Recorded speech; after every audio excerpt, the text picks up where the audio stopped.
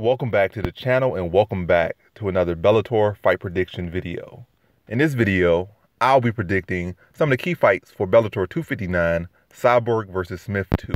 So without further ado, let's get to the first fight that I'll be predicting. So in the first fight, we have in the bantamweight division, Brett Johns versus Danny Sabatello. And I see this one right here is you got two solid fighters, or one, well, they're both solid, but one's definitely just much more polished, and that's Brett Johns. Sabatello has some slick grappling, passable striking, but nothing really to write home about. But Brett Johns, I feel, is a much more polished striker. I feel like he's a much more polished grappler, and really the much more polished overall fighter. He's much more crafty. He just brings all the skills together much better, much more fluid. And even in just the gym he's come from, the area he comes from, like they all start to have that similar style where like slick boxing, good wrestling, good MMA wrestling, chain in with their jiu-jitsu. It's like real polished, real slick, and like they bring that good boxing, that good pressure, and that like you see that same like slick skill set and training, and it's like really been paying off for that area in that gym lately. But I've seen this one. I think Brett Johns will outbox him on the feet, find his takedowns, and then dominate positions on Sabatello, break him down with ground and pound, elbows, and just really like this, be on top of him and give him a little room to breathe and just ground and pound him, make him make some mistakes, and continue to take advantage of the mistakes he makes to attain even more advantageous position, secure transitions, break him down, and then tap him out. And I see that happening in the second round, but like the first round, it's been a case of just a filling out process, pepper him up, judging distance, scoring takedown, see what he's open for, and then taking advantage, then thaw him out, and then the second round, rinse, repeat, and then tap him out. So in this one, I have Brett Johns via second round submission. Now to our next fight, we have in the women's flyweight division, Loureda versus Hannah Guy. And how I see this one right here is, I just think it's another case of, well, it's obvious what's happening here. Like, Loureda's a hot, young, up-and-coming star, and they are at least a potential star. You don't know what's people could get to the point, and then all of a sudden they just fade out as soon as they start fighting real competition. But as of right now, she has a skill. She's training hard, and she's trying to put herself out there. And the organization is saying that, so they're going to try to build her up. They're probably going to try to give her like 2-3 years of building, if not more. And they're going to give her fighters that she should beat. And going against Hannah Guy to see a fighter that's not nearly as polished, stuck in the mud. And Loureda just much more fluid and beats her in every single area of this fight. So I just see Valerie Loureda putting on another statement performance, or at least another highlight performance, and really just being able to treat Hannah Guy like a punching bag in this one, or a kicking bag in this one, and spinning back kicks to the body, stepping side kicks, and just making her look like Johnny Cage out there or something. And just being able to just pick apart Hannah Guy.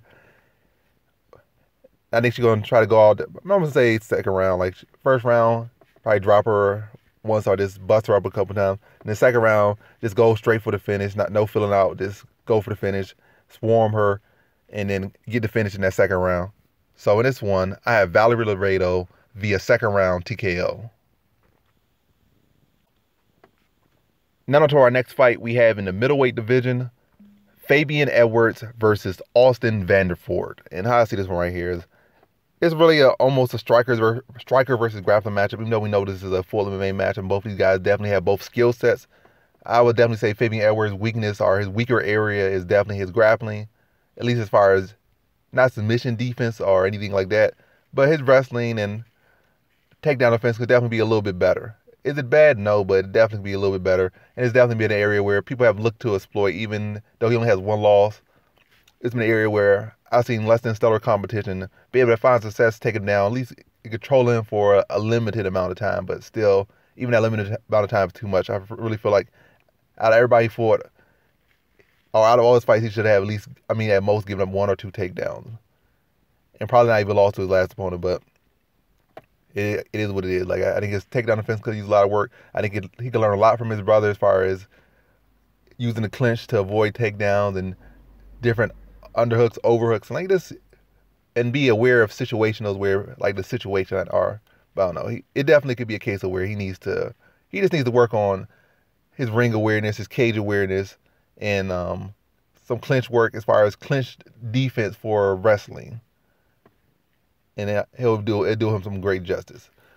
But I think this is another case where that area that he needs to work on is going to cause him to have another loss, and I think it's going to be the Austin Vanderford. Am I saying that's my whole prediction? I obviously got more to say, but what I see in this one is I think, like I said, I feel like Fabian Edwards will give a position. He's not a guy that just has zero takedown defense, and as soon as you take him down, he gets submitted in 5 seconds. I don't see that happen. I see this going to decision, and I didn't say what I said about Vanderford. So Fabian Edwards, grappling defense could be a little bit better. Wrestling defense could be a little bit better. Takedown defense could be a little bit better. Situational awareness could be a little bit better. And in that sense, his grappling could be better. Vanderford on his side has some striking flaws, some glaring striking flaws. He loads up a lot and throws a lot of power in his shots for no reason. Like, he needs to judge his timing his timing and his range a lot better. He can get caught going straight back, not moving his head. It doesn't move his head much in general, so that could be an issue for him. So I could definitely see a knockout coming for Edwards if this fight's on his feet too long, because Vanderford has, he's pretty not sloppy, but he needs a lot of, he has a good bit of refining to do. And everyone does. Like, you're in the sport, you always got to keep building, and he's still young into his career, so it's to be expected. But again, that's where I see areas, I see holes, I see flaws and stuff to work upon. So it does come off as a striker versus grappler matchup. But what I see in this one, I see Vanderford has solid wrestling, along with, added to that, he has some pretty high-level BJJ. Smart out there with his grappling, good at controlling positions, good at being aware of position and aware of the clock. So he has a good mindset for a guy, or at least a better mindset for winning victory. I don't think Edwards is the best at looking at a fight and, being mindful that it's also a sport as well. Like, it's not all about who can do the most damage. Sometimes it's about who can control positions and who can do what needs to be done at the right time. And I feel like Vanderford at least has that mindset better. I feel like Edwards is going to be coming out here looking for the knockout, come out there looking for the fight. But Vanderford's going to be there taking advantage of sometimes the aggression of Edwards, scoring takedowns, or maybe having Edwards getting himself off balance and scoring takedowns. And then Vanderford just stalling, dragging out time, staying tight, landing ground and pound, and making Edwards take time to get back to his feet. And then maybe from that point, when he gets tries to force a stand and try to attack submissions, I don't see him getting to submissions, but more so, it's about control is what I feel is going to get. Control and awareness is what's going to allow Vanderford to, where you can really put that awareness in fight IQ. So yes, fight IQ, but not to talk it around in circles like I've been with this prediction. Again, I just think Vanderford will be able to secure takedowns, fight a smart fight with the intentions of, if I can't get a submission, but more so looking at the fight is winning the fight more than anything. Winning is the most important thing, and I see that's what Vanderford doing. Like, Vanderford will not be a fighter that's going to lay and pray, but if he sees he can't get a submission, he's not going to be a guy that's going to give up position for a submission attempt, especially not in a big fight like this. And I think that's what's going to be a case of him just really winning off positional control in this one. So in this one, I got Austin Vanderford by decision. Now to our next fight, we have in the bantamweight division, Darrion Caldwell versus Leandro Higo. Or Hugo, yeah, Higo.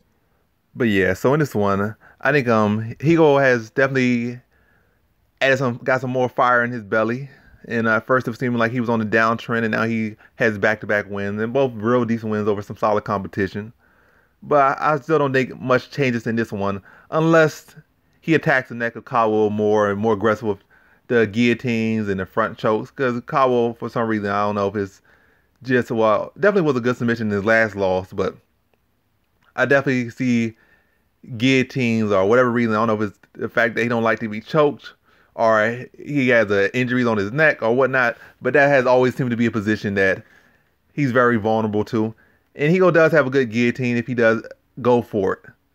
But outside of that, a guillotine submission, I just think Caldwell will be able to secure takedowns on him, use his range, use his reach to mix it up, and take advantage of Higo, looking out, being weary of Caldwell's wrestling. He reacting to the wrestling or even the thought of wrestling the dart of a shot, a quick shot coming from Caldwell. His hands will be dropped, which will allow Caldwell to get his own strikes off again.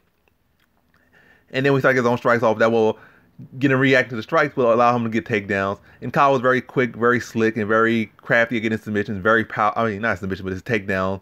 Very powerful, very fast, very explosive. So I don't think he's going to have very much of an answer for Caldwell's wrestling. His pace, his volume, and also his reach. But again, if he can time it or work for a guillotine off the back, that's his best chance. But outside of that, I think Caldwell just grinds out a decision over him. I don't think he stops him, but I think he outstrikes him on the feet, mixing the takedowns, dominates him on the ground, and just outworks him and outpaces him. So in this one, I got Darrion Caldwell by decision. Now to our main event, we have in the women's featherweight division, Cris Cyborg versus Leslie Smith 2. So I don't know why these two are being matched up again for whatever reason. Well, it's Bellator. It makes sense because who else is left in the division? Cyborg came over here and destroyed the champion in her weight class.